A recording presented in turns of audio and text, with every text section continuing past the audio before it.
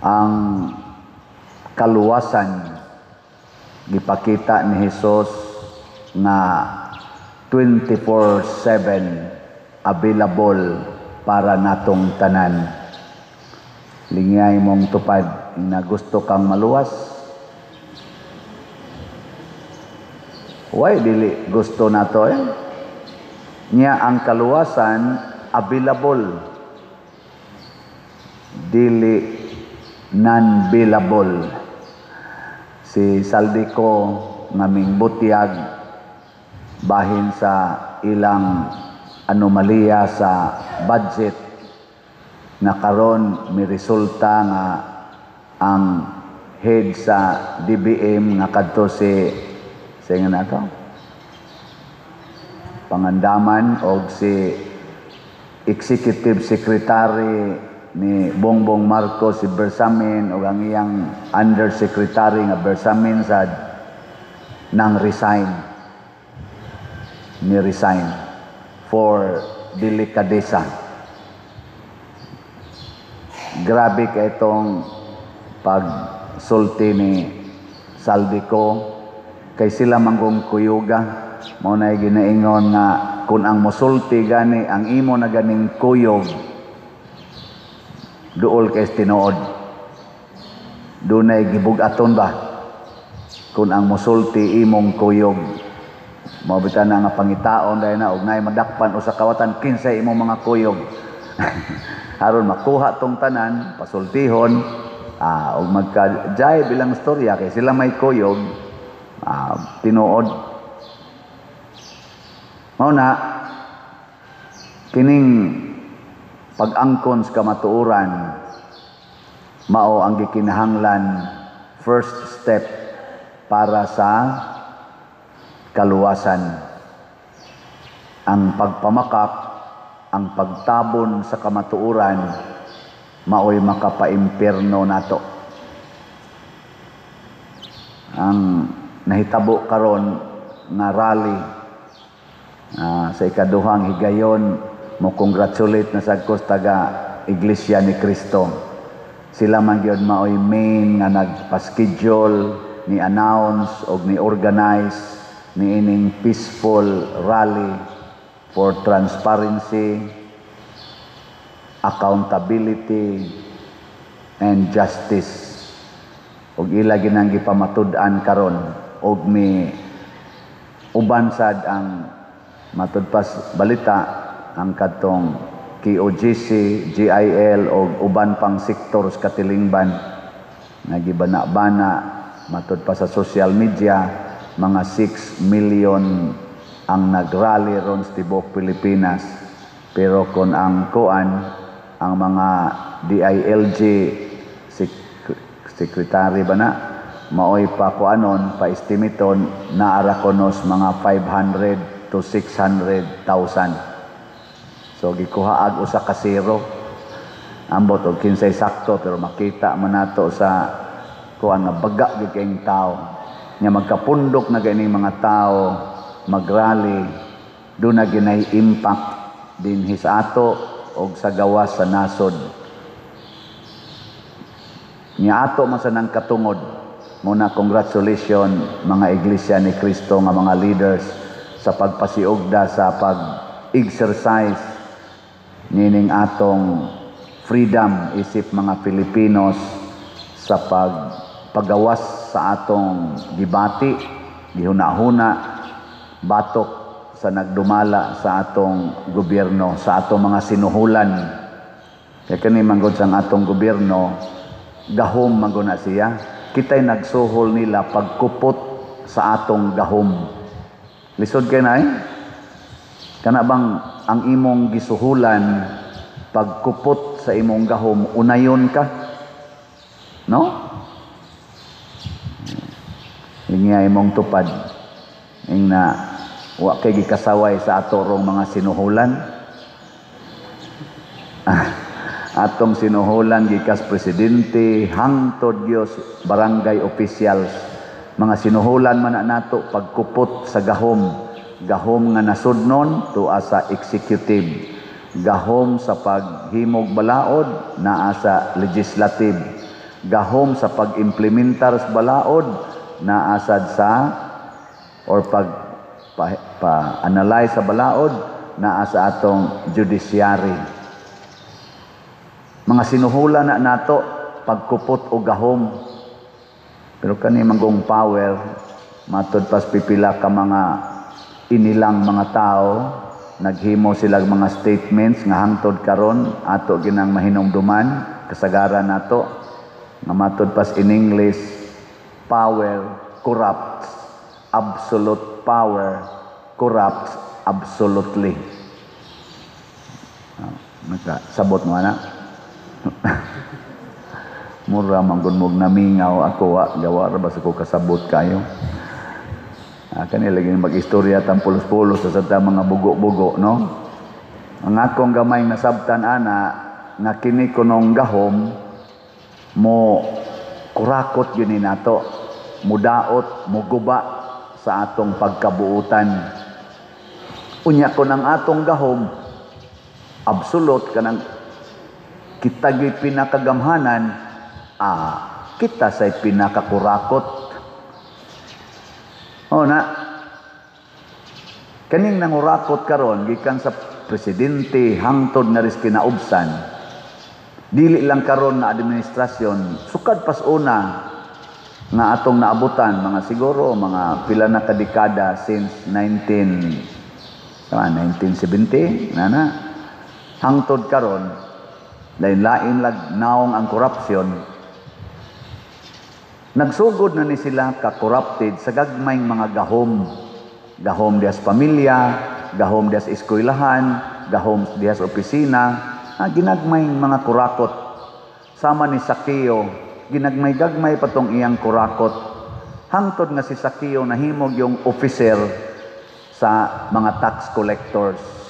Ug ni hakot sa siyag dako-dako nga korupsyon. Mo nang nadato gyud si Sakeo. Gilingay mong tupad ning naasa kay pagkasakyo. Si Sakeo gamayng tao pero dako siya gahom. Head good siya sa mga tax collectors. Mo nang dako-dako siya nakurakot. Ang nakanindot ni Sakeo kay doon naman go'y mga tao nga misikat ug usanas ni sikat atong panahon na si Kristo ang atong Ginoo nga nagpakatao. Pagkasikat na niya, na-attracted si Sakeo. Gusto siyang mutan-aw ni Kristo. Niya kay daghan man kay mga tao.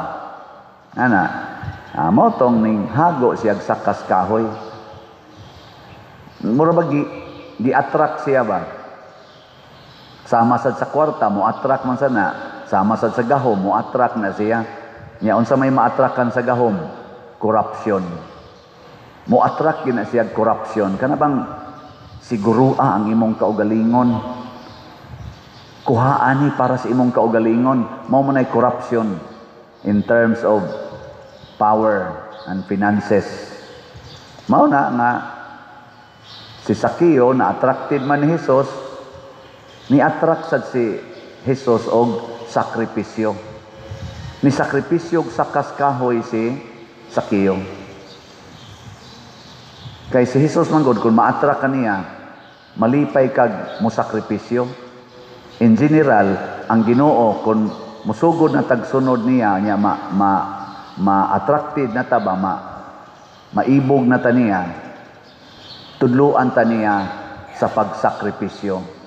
Pero ari gani ka ma-attracted sa gahom ug bahandi, tudluan kaniya pagpahayahay. Munang naaroy mga talks kita makita ta social media, kita hapit or sobra baka katunga sa mga Pilipinos galisod og kaon, galisod og tukod og balay, wa gani mga sakyanan, managkapyot anang sakyanan para lang maka adtos trabahoan. Samtang ang mga kurakot nato nga mga opisyalis na nagsakay anang ilang mga SUV, nagsakay anang ilang mga helicopters, ilang mga jets, mga yate, liluan. Ana. Bitaw. Dahil nga imong tupad, inana kay SUV. Ingna. Oh, natingali dia pipila, pero sagaran ana, habal-habal, ana mga pansakyan, tricycle. Ang kadaghanan muna mukurakot gina siya.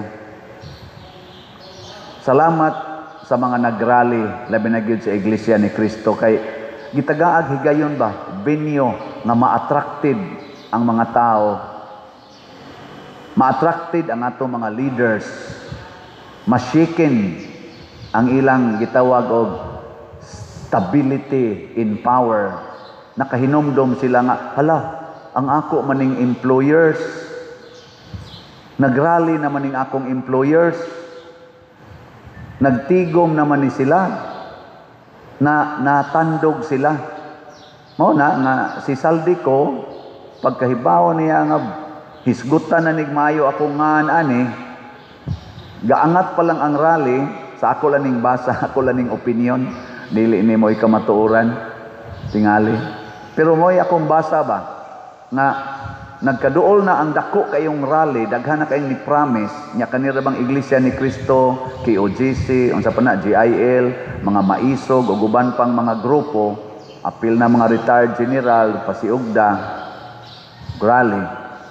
Kuan kay ni, kulba kay ni, kay paminawon man ni sa tibuok kalibutan, ang ato mga OFW nagmonitor ani hapit di mga tug ang uban kay ngano man naghuna-huna pod sila nga manindot unta ang among Pilipinas kay tuwa dito ako mga anak, tuwa dito ako mga pag-umangkon, unsa nalay kaugmaon kun magpadayon ning dako kaing korupsyon pangawat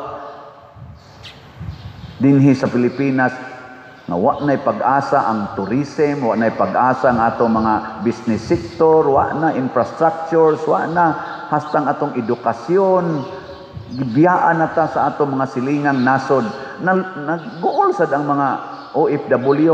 Ngani na inisulti nato nga lawyer diha sa rally nga ang gisaligan na lang kuno sa Pilipinas nga income ang remittance sa mga OFW.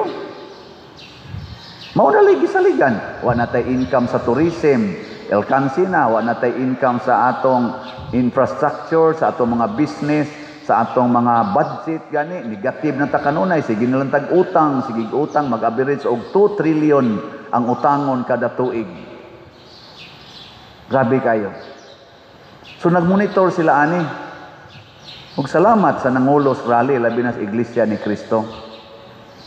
Ako Katoliko man ko in support of this, pero wa man sad mulihok ang atong, wa man magpa frontline ang atong simbahan, atong mga leaders, ato lang sang respetuhan ang ilang desisyon. Ako isip Filipino, di na kumutanaw aning relihiyon. Ang ako ba unsay epekto? Si Saldi ko nga naa sa ilang triad of authority in relation to financial kuan nato dinis nasod ni sulti few days or 2 days before sa rally. Ang tawag doon ni Piait. Ug iyang gisulti nga ang kadtong mga witnesses nga nagsulti nga si Romualdez, Speaker Romualdez og si Bongbong Marcos maogi nagdesisyon sa pag-insert ani mga anomalya sa atong budget ug migasto niini.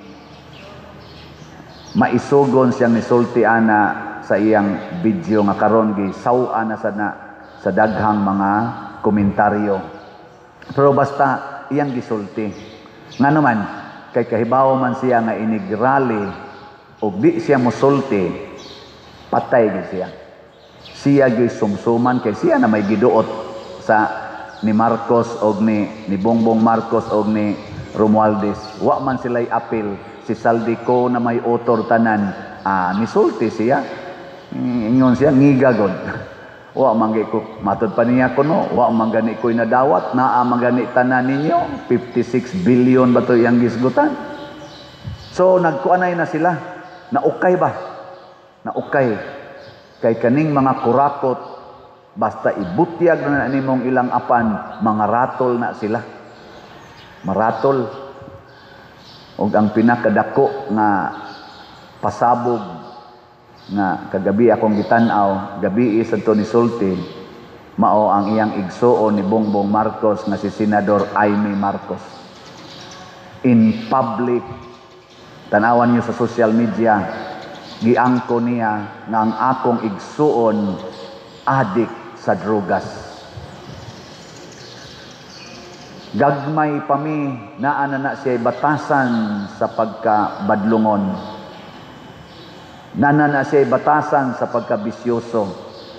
Nigamit na nagdrugas, ilad-ilaron lang mi, ilad-ilaron lang among papa.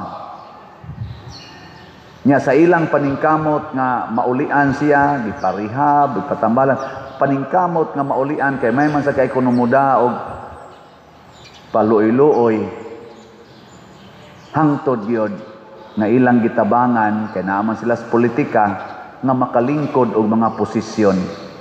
Ug wa gidamha, giswerte gyud nakalingkod gyud pagka presidente.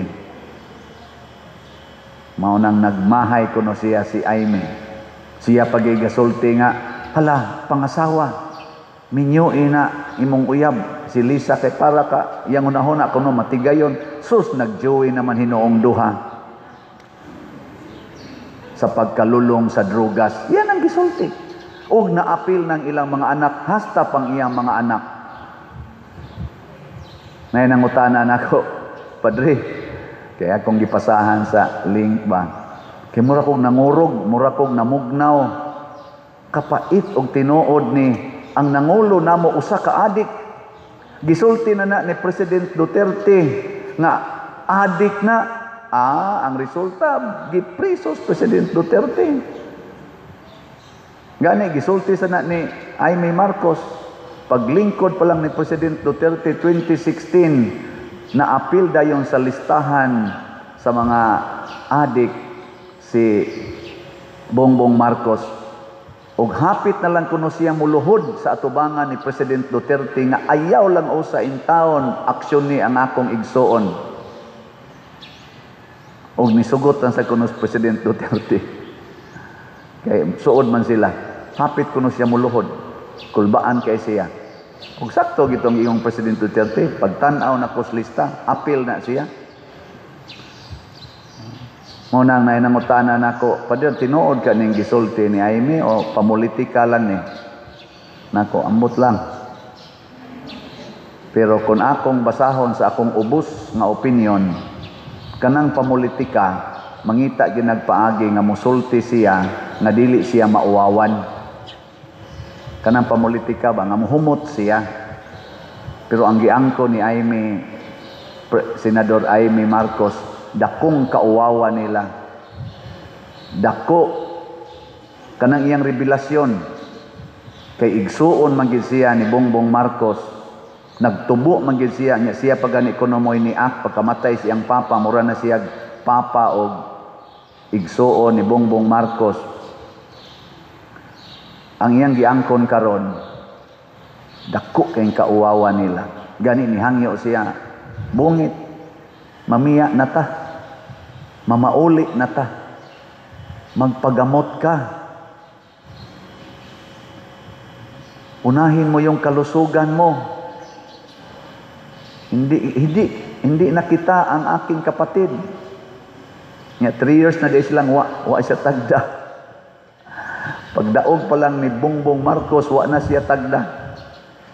Kay before paganis eleksyon kuno ni suyop na sa Bongbong Marcos.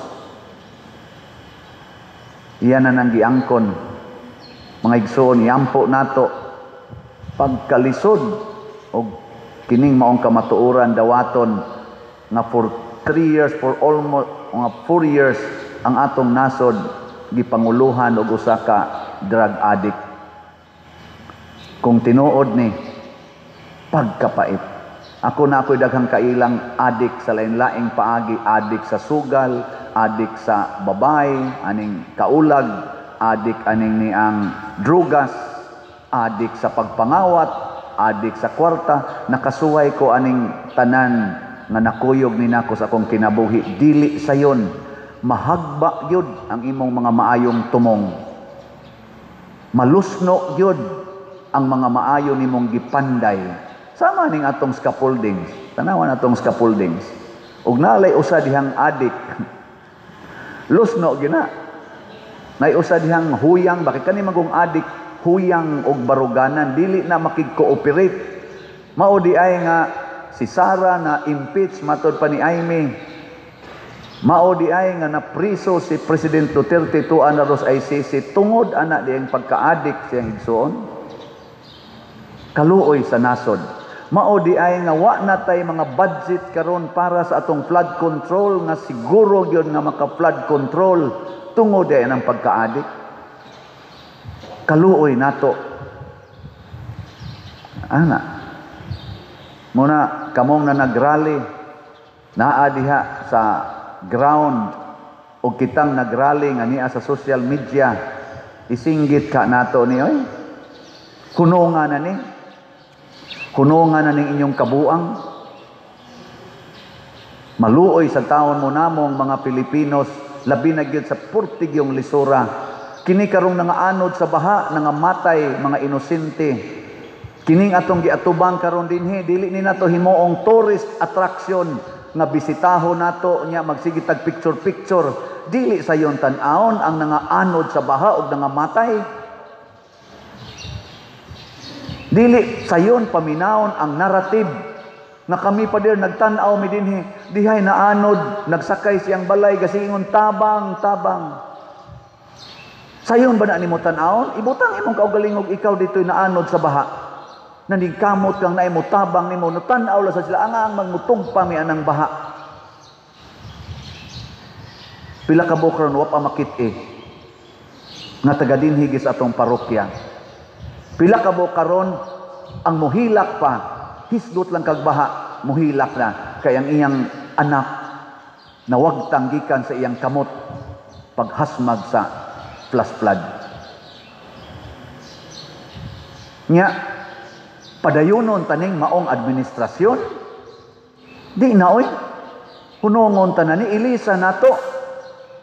Naidaghang mga buotang Pilipinos, naidaghang nga mga sinsiro nga mga Pilipinos, naidaghang mga heroic nga mga kauban dinhi sa atong nasod, iilis na nato. Mao na hangyo lang ni nato ba? Ang wa ron magtingog-tingog ug wa agi gibuhat nga aksyon nga mao sa atong supreme power, mao man ang Supreme Court ug ang atong military palihog tabanga ang hapit na malusno natong nasod. Luoy na kaita. Karon di naman ni naay USIC secretary kanas Claire Castro iyagya pong giguba na sad si Amy Marcos kahilas gud tawo nimo Claire. Igsuo na gid na, maguwang na, nag-atima na siyang manghod, nga mo na nagisulti, imo pag yung ingnon nga, tuo mo ana. Mga igsuon, matod pa diri sa atong ebanghelyo, ang kaluwasan na hitabo karon dayon, diyon sa ni pagsulting Kristo. Karong adlawa, miabot ang kaluwasan ni ining balaya. Third day karon sa rally, hinaot unta karong adlawa, maabot unta ang kaluwasan ni ining nasura. Lingiyay mong tupad. Ing na kanang slot makaluwas ka na. Ing na ba? Ing na kanang slot ni Padre Siano kaluwas ka na. O kani ginagmay ra ni nato slot. Pero sa dako nga konteksto, sultihan ta mo, equivalent ra sad ni siya sa atong ginagmayng mga taxes.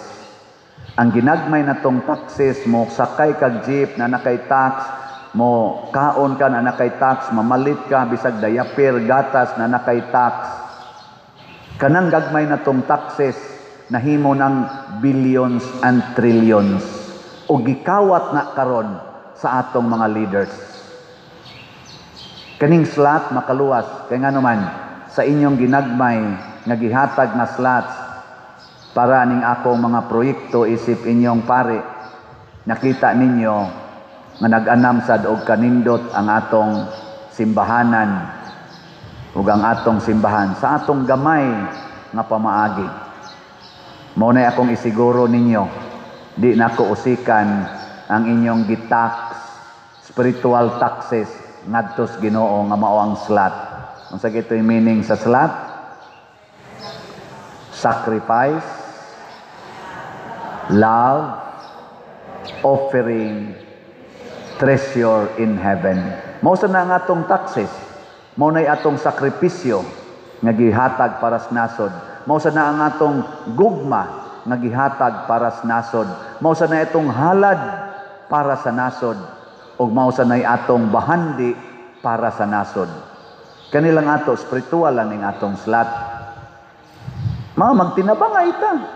Nagtuo mo og dili ni siya katilingbanon ang atong SLAT. Katilingbanon kini. Di na ta mosugot nga naapay mga matay na ang Japan ay naaron gi-feature tungod atong ilang experience sa tsunami. No sa ato nag-tsunami ang Japan. Dugay-dugay naman to. Ilang himuan dayon og aksyon. Almost 400 miles ang ilang gihimo rong tsunami wall na porting taasa. Nya wa na nila papuy ang duol-duol pila na ka ektarya nga pulos gyud kakahuyan forest aron ighasmag kuno sa tubig ug maigo man ang tsunami wall malapasan, at least ma-mitigate ang tubig pagyod sa mga kahoy, dagkong kahoy.